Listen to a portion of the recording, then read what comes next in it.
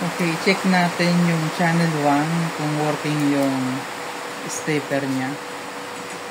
Pag medyo delay pa yung channel to, titingnan natin kasi normal naman yung reading natin sa channel to. Titingnan natin kung abnormal lang ang bias nito. Okay, tingnan natin. Nakikita doon. Yeah.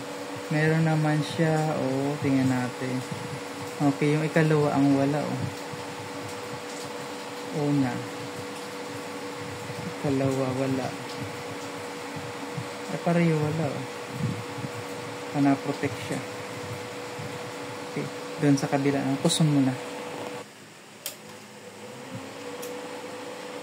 Okay, check naman natin yung channel 2. With 1,000 watt man na dummy load.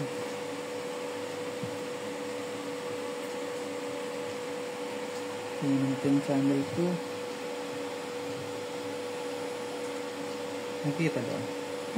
Okay. Working ang channel 2 natin. Babaan natin.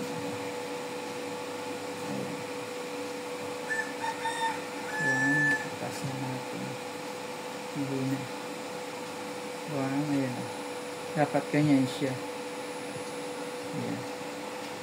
So, yung second tire ay ayaw mag-switch para sa channel 1. Ganito lang siya.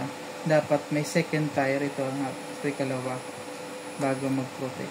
So, may issue yung channel 1. Bukod doon sa no sound, may issue pa yung channel 1. Okay.